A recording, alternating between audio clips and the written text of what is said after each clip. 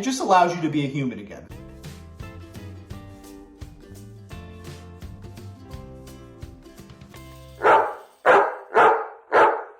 All right, guys, I wanted to get on here and talk to you guys about a foolproof way of potty training your puppy, okay? Potty training, I know, can be a really difficult thing for a lot of people, and it really doesn't have to be, because it's actually one of the most easy things to do if you're doing it the right way.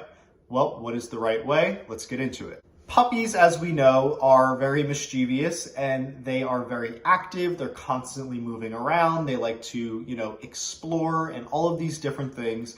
And when we're in the early stages of potty training, the more area that your puppy has to roam around and explore, the more chances you have of an accident happening. So as step one, when we're potty training a dog, we always recommend that you try to keep the dog contained in a smaller space. This allows you the ability to be able to keep an eye on them.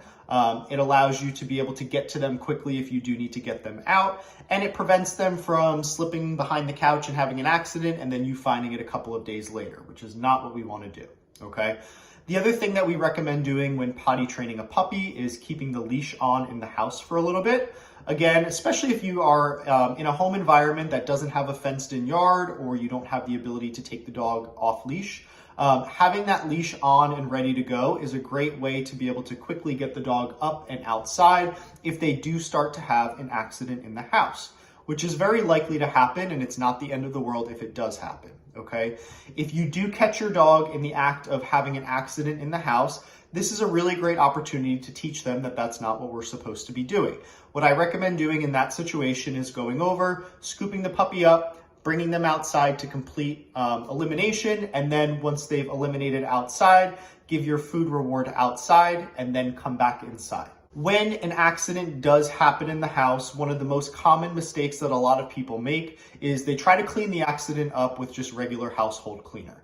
And most people are not going to walk into your home and smell animal urine when they come in if you're cleaning with a regular household cleaner. However, your dog may still be smelling that urine smell. So we recommend getting something like Nature's Miracle or a pet cleaner that has the enzymes needed to denature the protein in the urine that creates all of that smell that triggers the dog to want to go to the bathroom again. So when you're cleaning up these accidents that may happen, you want to make sure that you're cleaning thoroughly, you're cleaning with the proper cleaners, and you are making sure that that mess is totally gone before you bring the dog back into the space, okay? Another mistake that a lot of people will make in potty training is they give the reward for the dog going to the bathroom way too late, okay? Dogs have 1.3 seconds to associate cause and effect, and if we're trying to get the dog to understand that going to the bathroom outside is what we're looking for, that means that the reward has to come outside as soon as the dog has finished going to the bathroom. What I see a lot of times is people will bring the puppy in and then they go to the snack cabinet, they get the treat, they give the dog the treat. And what that's doing is that's telling the dog that it's a really good thing to come back inside, which is great, but not what you're looking for, okay? Another tool that we use when we're potty training puppies are crates. Crates are a great way to potty train our puppy because, again, it keeps them in a smaller confined space, so they're less likely to have an accident. Dogs usually don't want to have accidents where they're sleeping and where they're eating. So we also recommend doing some feedings inside of the crate as a way to start to create that association for your dog that inside of our crate, we eat and we sleep. This way they shouldn't use it as their bathroom. The crate is also a really nice tool to use when you can't keep your eye on your puppy, especially because a lot of people don't realize this, but when you're raising a puppy, you can't leave them unattended even for 2 minutes. You have to constantly be watching them because it doesn't take long for these accidents to happen. And so the crate gives you time to shower, do things that you need to do around the house that you may not be able to keep an eye on the puppy while you're doing.